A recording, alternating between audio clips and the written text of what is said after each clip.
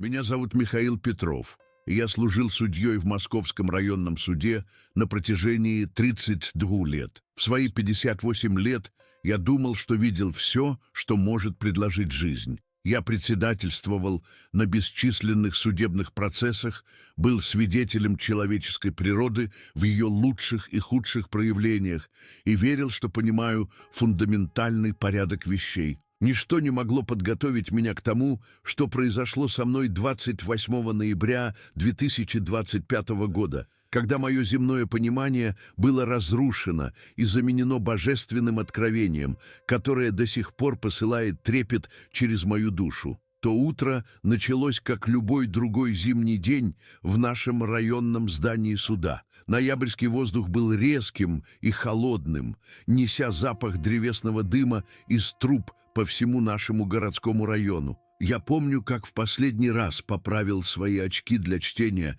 просматривая дела на день, совершенно не подозревая, что это будут мои последние земные действия в течение следующих 18 минут. Я поднимался по ступеням здания суда после обеда с кожаным портфелем в руке, когда почувствовал внезапную сокрушительную тяжесть в груди. Боль была не похожа ни на что я когда-либо испытывал, распространяясь вниз по моей левой руке с хирургической точностью. Мой портфель упал на замерзший бетон, когда я схватился за грудь, задыхаясь воздухом, который, казалось, отказывался входить в мои легкие. Мир начал кружиться вокруг меня, когда я упал на те знакомые каменные ступени, по которым поднимался 1000 раз прежде. Последнее, что я помню, это как мое дыхание образовывало маленькие облачка в зимнем воздухе, становясь все слабее и слабее, пока все не стало полностью черным. Затем, в мгновение, которое бросало вызов всем естественным законам, я обнаружил себя стоящим над своим собственным телом, наблюдая, как обеспокоенные граждане спешили помочь неподвижной фигуре, распростертой у входа в здание суда. Переход произошел так быстро, это было похоже на шаг через невидимую дверь между мирами. В один момент я наблюдал хаос внизу. В следующий я был окружен светом настолько великолепным, что он должен был быть ослепляющим, но каким-то образом наполнял каждое волокно моего существа совершенным миром. Это не было резкое флуоресцентное освещение коридоров здания суда. Это было что-то живое, что-то пульсирующее с узнаванием и бесконечной любовью. Пространство вокруг меня трансформировалось в то, что я могу описать только как царство за пределами физического описания. Земля под моими ногами казалась твердой, но светящейся, как кристаллизованный звездный свет, который держал мой вес, излучая тепло. Сам воздух, казалось, пел гармониями, которые говорили напрямую с моим духом, не проходя через уши. Мелодии, которые содержали истины, которые я никогда не понимал прежде. Именно тогда я увидел его, приближающегося через яркое сияние.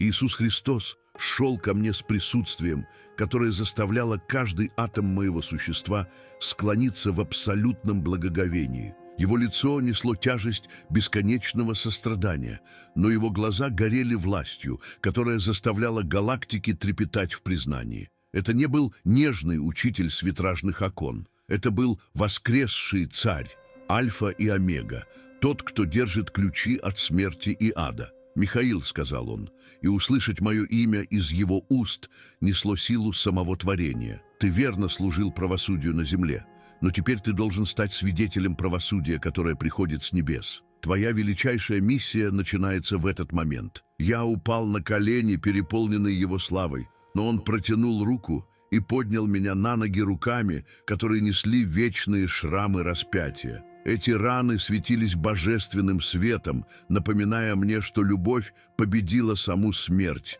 и милость восторжествовала над судом. «Господи!» – прошептал я, мой голос каким-то образом обретая силу в его присутствии. «Почему ты привел меня сюда? Что ты можешь хотеть от старого судьи?» Его выражение стало торжественным, и свет вокруг нас усилился с каждым его словом. Потому что январь 2026 года ознаменует начало самого значительного духовного пробуждения из суда, который когда-либо видел этот мир. Мой народ должен понять, что грядет, и те, кто занимает земные должности власти, должны быть готовы признать небесную власть, когда она проявится. Он сделал жест, и пространство перед нами трансформировалось в огромное окно с видом на Землю. Я мог видеть планету, медленно вращающуюся внизу, но что-то было глубоко иначе. Потоки золотого света поднимались с различных точек по всему земному шару, соединяясь как божественная сеть молитвы и заступничества, которая пульсировала сверхъестественной энергией. «То, что ты видишь, — объяснил Иисус, — это молитвы моего верного остатка. Они взывали о пробуждении, о приходе моего царства, о том, чтобы справедливость катилась как воды. Их молитвы достигли тронного зала небес, и январь 2026 года знаменует назначенное время для их ответа. Когда я смотрел, потоки света становились ярче и многочисленнее. Я мог видеть их исходящими из маленьких церквей в забытых городах, из домов, где семьи становились вместе на колени в отчаянной молитве, из больничных палат, где верующие цеплялись за веру в свои самые темные часы. Каждый поток нес надежды и искренние мольбы тех, кто все еще верил в силу Всевышнего. «Но, Господи, — сказал я, — что делает январь 2026 года таким значительным? Что произойдет? Что требует такой подготовки?» Иисус повернулся, чтобы полностью посмотреть на меня, и его глаза содержали глубины знания, охватывающие вечность. 15 января 2026 года Духовное Царство станет видимым для человеческих глаз на период 7 дней. Завеса между небом и землей будет разорвана не силой, а самой тяжестью накопленной молитвы и полнотой назначенного времени. Он взмахнул рукой, и сцена перед нами резко изменилась. Я видел миллионы людей по всему миру, внезапно останавливающихся в своих повседневных делах. Их лица повернуты к небу с выражениями благоговения и ужаса. В офисных зданиях, на оживленных улицах, в домах и школах люди падали на колени, становясь свидетелями чего-то, что бросало вызов всем естественным объяснениям. «Ангелы появятся, — продолжил Иисус, — его голос нес вес абсолютной истины, не как нежные утешающие существа, а как могучие воины, которыми они действительно являются. Они будут видимы для всех, верующих и неверующих, и их присутствие потрясет сами основы человеческого понимания». Я смотрел в изумлении, как массивные ангельские существа материализовались над крупными городами по всему земному шару. Их крылья охватывали невозможные расстояния, а их лица пылали святым огнем, который делал солнце тусклым по сравнению. Это не были херувимы с картин Ренессанса. Это были серафимы и херувимы библейского описания, существа настолько могущественные, что горы дрожали бы при их приближении. «Ангелы будут говорить, — сказал Иисус, — и их голоса будут услышаны на каждом языке одновременно. Они провозгласят, что Царство Небесное приблизилось, что время подготовки заканчивается, и время выбора началось. Больше не будет вера вопросом веры в невидимое. В течение 7 дней сверхъестественное будет неоспоримо явным для каждого человека на земле. Когда он говорил, я мог слышать ангельские голоса, эхом разносящиеся по земле, как гром, который потрясал сами основы реальности. Их послание было ясным и безошибочным, проникая в каждое сердце с божественной властью. «Приготовьте путь Господу, выпрямляйте его тропы, царь грядет, и награда его с ним». Сцена сменилась, и я увидел непосредственные последствия этого сверхъестественного посещения. В некоторых местах массовые пробуждения вспыхивали спонтанно. Люди, которые никогда не ступали ногой в церковь, падали ниц, взывая о спасении со слезами, текущими по их щекам. Закоренелые атеисты плакали, столкнувшись с неоспоримой реальностью божественного. Наркоманы мгновенно освобождались от своего рабства. Больные исцелялись прикосновением. Семьи, разорванные годами конфликта, примирялись в моменты сверхъестественной благодати. Это, — сказал Иисус, с радостью, исходящей от его существа, то, к чему я готовился на протяжении всей человеческой истории. Величайший урожай душ начнется в январе 2026 года. Но затем его выражение стало более серьезным, и свет вокруг нас немного потускнел. Однако не все примут это посещение с радостью. Многие ожесточат свои сердца даже перед лицом неоспоримых доказательств. Они будут стремиться объяснить то, что они видели, рационализировать сверхъестественное в естественные явления. Я смотрел, как телеведущие и ученые спешили дать объяснение ангельским появлениям. Некоторые утверждали, что это массовая галлюцинация, вызванная атмосферными нарушениями. Другие предполагали передовые голографические технологии, развернутые неизвестными силами. Те самые люди, которые должны были вести других к истине, вместо этого строили стены отрицания и обмана. «Религиозный истеблишмент будет разделен», — продолжил Иисус, и я мог слышать глубокую печаль в его голосе. Некоторые примут это движение моего духа с открытыми сердцами, но другие отвергнут его, потому что оно не вписывается в их богословские рамки. Они скажут, что эти ангелы — это демоны в маскировке, что это пробуждение ложно, потому что оно не следует их предписанным образцам и традициям. Сцена перед нами показала видных пастырей и религиозных лидеров, выступающих против сверхъестественных посещений. Они предупреждали свои конгрегации быть осторожными, испытывать духов, упуская факт, что это был сам Дух Божий, движущийся в беспрецедентной силе и власти.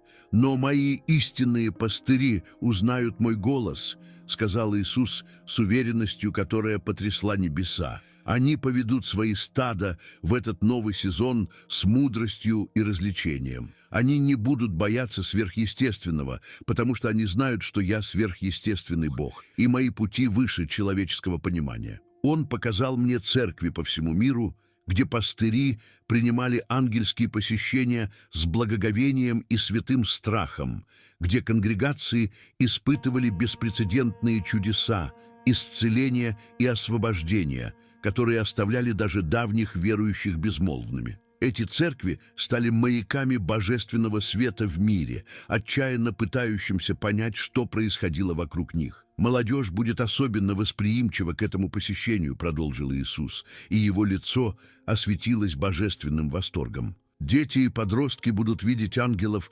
наиболее ясно, потому что их сердца еще не ожесточены цинизмом и мирским сомнением. Они станут могучими воинами в этой армии последнего времени, неся власть, которая поразит даже их старших. Я стал свидетелем сцен, которые наполнили мое сердце удивлением, когда молодые люди начали вести молитвенные собрания со сверхъестественной мудростью, далеко превосходящей их годы. Дети пророчествовали с точностью, которая заставляла взрослых трепетать, в то время как подростки смело делились Евангелием в школах и на платформах социальных сетей с результатами, которые бросали вызов человеческому объяснению. Следующее поколение поднималось с духовной властью, которая заслуживала уважения и страха от тех, кто отклонял их как наивных. Иисус затем показал мне то, что заставило мой дух трепетать со святым предвкушением и страхом.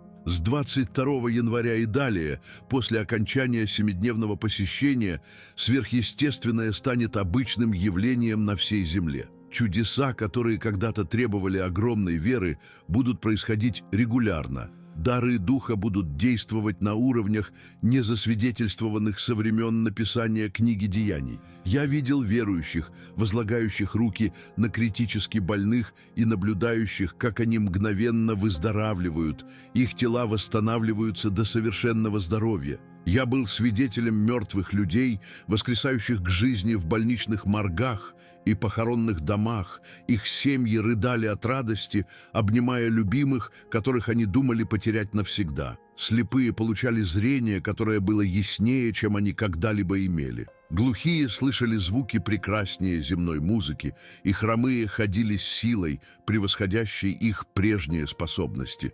Но более глубоким, чем физические исцеления, я видел сердца, трансформирующиеся с беспрецедентной скоростью. Зависимости, которые порабощали людей десятилетиями, разрывались в моменты. Семьи, разбитые годами ненависти и непрощения, восстанавливались через сверхъестественные встречи, которые растапливали самые твердые сердца. Браки на грани разрушения находили новую любовь, которая горела ярче, чем их первоначальная страсть. «Это начало финального урожая», — провозгласил Иисус. Его голос эхом отзывался с божественной властью, которая потрясала основы вечности. Время для вовлечения язычников приближается к завершению, и мой народ должен быть готов пожать то, что было посеяно веками верной молитвы и жертвы. Вес этого откровения осел в моем духе как святое бремя, когда Иисус продолжал раскрывать величину того, что приближалось к нашему миру. Свет вокруг нас пульсировал с каждым пророческим словом, которое Он произносил, и я мог чувствовать саму ткань реальности, отвечающую на Его голос с трепещущим благоговением. «Михаил», — сказал Он, — его взгляд пронзал меня с бесконечной любовью, которая сжигала каждую претензию и фасад. Ангелы, которые появятся 15 января, приходят не просто как наблюдатели или посланники. Они приходят как жнецы, и поле побелело к жатве. Время тепловатой веры закончилось навсегда. Сцена перед нами трансформировалась в обширное духовное поле битвы, которое простиралось через континенты. Я мог видеть демонов, бегущих в абсолютном ужасе, когда ангельское воинство спускалось с оружием света, которое прорезало тьму, как божественные мечи. Это не были маленькие искушающие духи, которые нашептывали ложь в человеческие уши в моменты слабости. Это были начальства и власти, правители тьмы, которые держали территории и города в плену веками, и они принудительно удалялись из своих древних твердынь.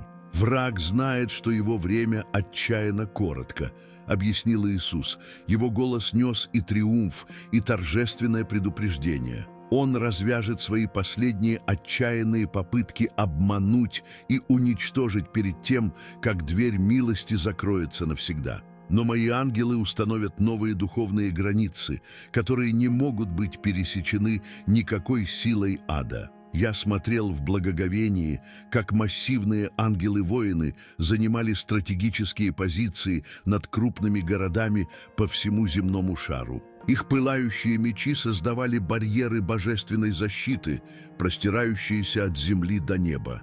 Духовная атмосфера над этими областями начала очищаться, как густой туман, поднимающийся с горных долин после восхода солнца. Где когда-то было угнетение, отчаяние и духовная слепота, теперь было прорыв, надежда и кристально чистое откровение. Пробуждение, которое начнется 22 января, будет не похоже ни на что, записанное в человеческой истории, продолжил Иисус.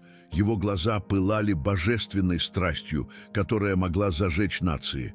Оно не будет ограничено церковными зданиями или организованными деноминациями, которые создали люди. Оно вспыхнет в школах, больницах, правительственных зданиях и даже в самых темных уголках общества, где мой свет отвергался поколениями. Видение резко изменилось, и я увидел подростков в средних школах, внезапно падающих под силу Бога. Во время обеденных перерывов их одноклассники собирались вокруг в удивлении и страхе. Учителя, которые были связаны светскими ограничениями годами, смело молились с учениками, поскольку сверхъестественные встречи стали слишком очевидными и мощными, чтобы игнорировать или подавлять. В больницах по всему миру целые палаты опустошались, когда божественное исцеление проносилось, как очищающий ветер, который не оставлял никакой болезни на своем пути. Но это пробуждение придет с огромной ценой, к которой немногие готовы,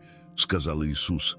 Его тон становился более серьезным и настоятельным. Те, кто примет его всем сердцем, столкнутся с интенсивным преследованием как со стороны религиозных, так и светских властей, которые чувствуют угрозу от подлинной духовной силы. Многие будут заключены в тюрьму за свою веру. Другие потеряют свои средства к существованию и репутации, а некоторые столкнутся с физическим насилием за отказ отрицать то, что они видели своими собственными глазами. Я видел верующих, арестованных за исцеление больных в общественных местах. Их единственным преступлением была демонстрация Божьей силы. Я был свидетелем пастырей, принудительно удаленных с их кафедр за проповедь со сверхъестественной властью, которая обличала сердца и разоблачала скрытые грехи. Молодые люди исключались из университетов за отказ отрицать реальность своих ангельских встреч, выбирая вечную истину над временным образованием. Тем не менее, через все это преследование и скорбь огонь Бога горел ярче в их сердцах, и их свидетельства стали еще более мощными и убедительными для тех, кто был свидетелем их непоколебимой веры. «Это преследование будет служить моим конечным целям в совершенстве», провозгласил Иисус с непоколебимой уверенностью, которая двигала горы. «Оно отделит пшеницу от плевел, подлинных верующих от фальшивых. Те, кто действительно знает меня близко, не будут поколеблены никакой бурей, но будут стоять твердо, как столпы огня в растущей тьме». Сцена расширилась, чтобы показать подпольные церковные движения, возникающие на каждом континенте, как дикие цветы после дождя. Верующие встречались в домах, пещерах, заброшенных зданиях и лесных полянах. Их лица светились тем же сверхъестественным сиянием, которое я видел в ангельских посещениях. Эти тайные собрания были отмечены экстраординарными чудесами, которые бросали вызов научному объяснению, пророческой точностью, которая поражала даже скептиков, и уровнем единства, который превзошел каждую деноминационную границу, которую когда-либо создал человек. «Моя истинная церковь выйдет из теней, где она пряталась и готовилась», сказал Иисус с глубоким удовлетворением, которое наполняло небеса радостью. «Она не будет идентифицирована впечатляющими зданиями или массивными бюджетами, но явным присутствием моей славы и последовательной демонстрацией моей сверхъестественной силы через обычных людей, которые имеют экстраординарную веру. Он показал мне конкретных людей, которые поднимутся как лидеры в этот беспрецедентный сезон духовного пробуждения. Некоторые были в настоящее время неизвестными пастырями, верно служащими в маленьких сельских церквях. Другие были бизнесменами, которые поддерживали свою честность в коррумпированных отраслях, несмотря на огромное давление идти на компромисс. Многие были молодыми людьми, которые были верны в безвестности и испытании, но внезапно будут брошены в позиции огромного влияния и ответственности. Медиа будут отчаянно пытаться дискредитировать и заглушить эти возникающие голоса, продолжил Иисус с божественной иронией, окрашивающей его слова. «Но моя истина не будет сдержана человеческими системами или ограничениями. Она распространится через сверхъестественные средства, которые полностью обходят традиционные методы коммуникации и контроля информации. Сны, видения и прямые ангельские посещения станут основными методами божественного откровения, делая невозможным для врага контролировать или манипулировать нарративом больше. Я был свидетелем сценариев, где люди получали идентичные пророческие сны в одну и ту же ночь на разных континентах. Сны настолько яркие и детальные, что они не могли быть отброшены как совпадение. Послания доставлялись через сверхъестественные встречи, которые не оставляли абсолютно никакого места для сомнений в их небесном происхождении. Традиционные привратники информации оказались полностью бессильными остановить неостановимый поток духовной истины, который изливался, как могучая река. Экономические системы этого мира будут жестоко потрясены в этот сезон суда и милости.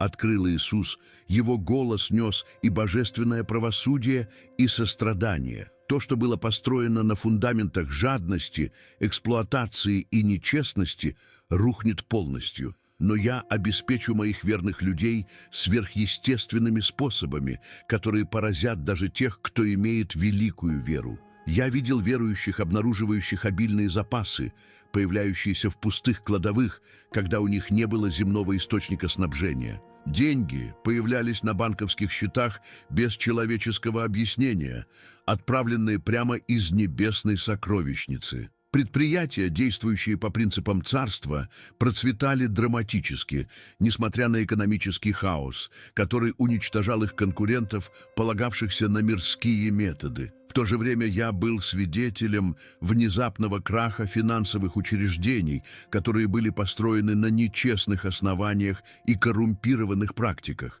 Их цифровые валюты стали бесполезными числами на компьютерных экранах. Их фондовые портфели испарялись за ночь, как утренний туман. Их империи недвижимости рассыпались в пыль, оставляя их владельцев ни с чем, кроме осознания, что они доверяли временным сокровищам, игнорируя вечные. Политический ландшафт испытает полную трансформацию, когда божественное правосудие заменит человеческую коррупцию, провозгласил Иисус с властью, которая заставляла земные правительства трепетать. Лидеры, которые продвигали злобу и угнетали невинных, будут удалены от власти не через человеческую революцию или политические движения, а через прямое сверхъестественное вмешательство. Мое правосудие будет быстрым, неоспоримым и абсолютно окончательным. Я смотрел в изумлении, как коррумпированные политики по всему миру внезапно оказались неспособными говорить свою тщательно составленную ложь. Их обманы разоблачались в реальном времени, когда они пытались обратиться к публике. Их слова сверхъестественно изменялись, чтобы раскрыть истину вместо лжи, которую они намеревались. Некоторые падали замертво посреди своих речей, пораженные той же силой, которая убила Ананию и Сапфиру за их обман. Другие оказались вынуждены публично признаться в своих преступлениях. Их языки развязаны божественным принуждением, которое делало отрицание невозможным. Но те лидеры, которые поддерживали честность даже в малых вещах, когда никто не наблюдал, будут возвышены до позиций большего влияния и власти, сказал Иисус с божественным одобрением, которое согревало мое сердце. Они будут управлять с мудростью, которая течет прямо с небес, и их решения принесут исцеление нациям, которые знали только конфликт и разделение поколениями. Видение показало новых лидеров, возникающих из самых неожиданных мест по всему земному шару. Бывшие военные, которые отказались идти на компромисс со своей честью, учителя, которые поддерживали библейские принципы, несмотря на преследования, владельцы малого бизнеса, которые действовали честно в коррумпированных системах, и даже реформированные преступники, чьи сердца были действительно трансформированы, оказались призванными к позициям правительственной власти. Эти люди управляли со сверхъестественной мудростью, которая приносила беспрецедентный мир регионам, которые испытывали только войну и ненависть. Семейная структура будет полностью восстановлена в этот сезон божественного вмешательства, провозгласил Иисус. Его лицо излучало чистую радость, которая заставляла ангелов плакать от счастья. Дух Илии повернет сердца отцов к их детям и детей к их отцам со сверхъестественной силой. Браки, которые казались за пределами всякой надежды на восстановление, будут исцелены в чудесные моменты, и блудные дети вернутся домой со временем настолько совершенным, что оно может быть приписано только божественной оркестровке. Я был свидетелем самых прекрасных сцен семейного примирения, которые двигали мой дух к слезам подавляющей благодарности. Отцы, которые бросили своих детей десятилетия назад, оказались принуждены непреодолимой любовью вернуться и попросить прощения с разбитыми сердцами. Взрослые дети, которые таили горькую обиду против своих родителей годами, испытали внезапное освобождение сверхъестественного прощения, которое растопило десятилетия накопленной боли и гнева. Браки на грани развода были восстановлены, когда пары встретили любовь Бога вместе с способами, которые сделали их прошлые конфликты совершенно тривиальными и бессмысленными. Образовательные системы по всему миру испытают полную трансформацию, которая шокирует как педагогов, так и учеников. Продолжил Иисус, его голос был наполнен праведным предвкушением. Ложь, которая преподавалась как установленная истина, будет разоблачена с неоспоримой ясностью, и учителя, которые остались верны праведности, несмотря на огромное давление, получат сверхъестественную мудрость направлять следующее поколение к истине вместо обмана. Я видел классные комнаты, где присутствие Бога стало настолько осязаемым и мощным, что и ученики, и учителя были подавлены обличением и божественным откровением. Учебники, которые продвигали ложные идеологии и антихристианские философии, спонтанно вспыхивали во время занятий, в то время как новые материалы появлялись таинственно на партах, представляя истину с поразительной ясностью и неопровержимой силой. Дети в возрасте детского сада получали пророческие прозрения, которые поражали их взрослых педагогов и оставляли университетских профессоров безмолвными от удивления. Индустрия развлечений будет полностью очищена и реформирована согласно праведным стандартам, провозгласил Иисус с абсолютной властью, которая потрясла основы индустрии. Те, кто использовал свои платформы и влияние для продвижения моральной тьмы, обнаружат, что их сила внезапно отнята без предупреждения, в то время как артисты, которые поддерживали чистоту и честность, будут возвышены до беспрецедентной известности и успеха. Я смотрел, как киностудии оказались неспособными производить контент, который продвигал аморальность или насилие. Техническое оборудование неисправно работало всякий раз, когда режиссеры пытались снимать сцены, которые прославляли грех или развращали молодые умы. Компьютерные системы постоянно сбоили, когда редакторы пытались создать контент, который противостоял библейским ценностям. Между тем, постановки, которые чтили праведность и продвигали благочестивые принципы, испытывали чудесное обеспечение и сверхъестественный успех, который бросал вызов каждому отраслевому ожиданию.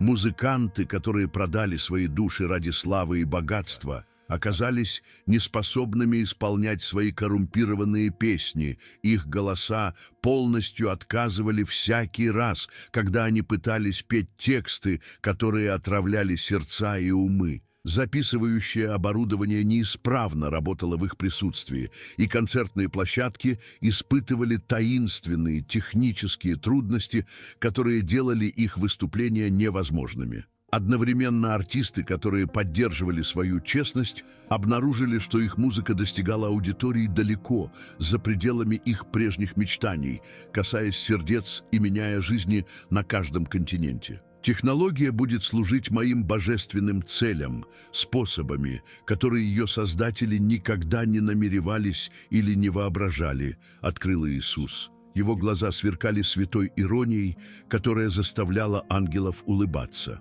Те самые инструменты, которые враг использовал для распространения обмана и контроля умов, станут мощными инструментами пробуждения и духовного пробуждения. Платформы социальных сетей будут сверхъестественно перенаправлены для распространения моего евангельского послания, и системы искусственного интеллекта начнут пророчествовать мою истину с точностью, которая смущает человеческих программистов. Я был свидетелем алгоритмов социальных сетей, переопределенных прямым божественным вмешательством, заставляя свидетельства о пробуждении и видео сверхъестественных встреч достигать миллионов людей, независимо от их предыдущих интересов или убеждений. Компьютерные системы, разработанные специально для подавления христианского контента, начали усиливать его вместо этого, создавая технологический бунт против сил духовной тьмы, который оставил инженеров полностью сбитыми с толку и беспомощными остановить это. Медицинское учреждение будет вынуждено признать сверхъестественное исцеление или потерять всякую достоверность с публикой, продолжил Иисус. Его голос нес и божественный суд, и бесконечное сострадание. Врачи, которые продвигали вредное лечение ради прибыли, будут разоблачены публично и потеряют свои лицензии на практику. Больницы станут центрами божественного исцеления, когда мои верные люди молятся за больных с беспрецедентными результатами. Медицинские школы будут вынуждены преподавать о духовных измерениях здоровья и целостности. Я был свидетелем сцен, где больницы были полностью трансформированы в святилище исцеления. Пациенты излечивались мгновенно через простую молитву, делая дорогие лечения и фармацевтические вмешательства совершенно ненужными. Медицинские профессионалы, которые ранее отрицали сверхъестественное, оказались свидетелями неоспоримых чудес на ежедневной основе, которые разбивали их материалистическое мировоззрение. Те, кто принял реальность божественного исцеления, стали невероятно эффективными инструментами восстановления, в то время как те, кто продолжал сопротивляться, обнаружили, что их практики таинственно терпят неудачу. Экологический кризис, который мучил эту планету, будет решен через прямое сверхъестественное вмешательство, провозгласил Иисус. Его голос нес полную власть Создателя всех вещей. Земля начнет исцелять себя, когда мои верные люди возьмут должное господство через заступничество и праведное управление. Загрязненные воды снова потекут чистыми. Бесплодные земли расцветут обильной жизнью, и виды, считающиеся вымершими, будут восстановлены в их естественных местах обитания. Я видел реки, которые были загрязнены промышленными отходами десятилетиями, внезапно текущие кристально чистыми после того, как молитвенные воины собрались на их берегах и заявили обещание Бога о восстановлении. Пустынные регионы расцветали пышной растительностью за ночь, когда ходатаи молились над картами и провозглашали божественное благословение над бесплодными местами. Животные, которые были объявлены вымершими учеными, начали появляться в их естественных местах обитания, как если бы они были скрыты в сверхъестественном ковчеге до назначенного времени для их чудесного возвращения. Все эти драматические изменения будут ускоряться экспоненциально, когда мы углубимся в 2026 год, объяснил Иисус. Его присутствие становилось еще более интенсивным и подавляющим. То, что укоренится в январе, вырастет в полную глобальную трансформацию, которая подготовит всю Землю к моему второму пришествию. Урожай будет настолько великим, что работники едва смогут собрать все души, взывающие о спасении. «Но помни эту критическую истину, Михаил», — сказал Иисус. Его глаза вонзились в мою душу с лазерной интенсивностью. Эти события — не отдаленные возможности или смутные предсказания. Они — божественные назначения, уже записанные в небесном календаре. Духовное пробуждение, начинающееся через 11 дней, либо найдет мой народ подготовленным и готовым быть использованным могущественно, либо оно пройдет мимо них, пока они остаются спящими и неосведомленными о величайшей возможности в человеческой истории. Скажи им, что время казуального христианства закончилось навсегда, продолжил он с настоятельностью, которая заставила мой дух трепетать. Скажи им, что тепловатая вера будет извергнута из моих уст. Скажи им, что 15 января знаменует начало разделения между пшеницей и плевелами, между теми, кто действительно знает меня, и теми, кто просто знает обо мне. Час решения приближается быстро, и не останется никакой середины. Религиозные системы, которые гасили мой дух через традицию и контроль, полностью рухнут, в то время как остаток, который оставался верным через испытания, будет облачен властью, которая поражает ангелов. Моя истинная церковь выйдет из мест сокрытия и засияет славой, которая привлечет нации к их свету. Но те, кто сопротивляется этому движению моего духа, обнаружат, что они противостоят самому Богу, и последствия будут вечными. Когда Иисус произносил эти последние слова предупреждения и обещания, яркий свет вокруг нас начал усиливаться за пределами всего, что я ранее испытывал. Я почувствовал, что меня тянет обратно через измерение времени и пространства, неся в моем возрожденном духе огромный вес божественного откровения и отчаянную настоятельность предупредить человечество о беспрецедентном духовном пробуждении, которое начнется всего через 11 коротких дней. Переход обратно к земному существованию был быстрым, но мягким, как пробуждение от самого яркого сна, который можно вообразить.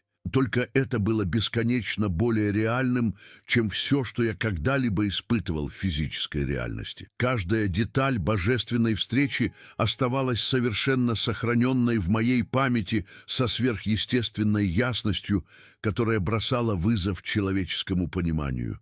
Я задохнулся, когда дыхание снова наполнило мои легкие, мои глаза открылись, и я обнаружил себя окруженным парамедиками и обеспокоенными лицами в отделении неотложной помощи. Но даже когда мои физические чувства полностью вернулись, видения остались кристально чистыми в моей памяти. Каждое пророческое слово было записано в моем сознании огнем, который никогда не будет потушен. Присутствие Бога все еще окружало меня как невидимая одежда, и я знал с абсолютной уверенностью, что я был избран донести это срочное послание до мира, стоящего на самом краю величайшего духовного пробуждения в человеческой истории. Вот почему я делюсь этим свидетельством с вами сейчас, за 11 дней до прибытия 15 января 2026 года. Я не прошу вас верить мне, потому что я кто-то особенный или важный.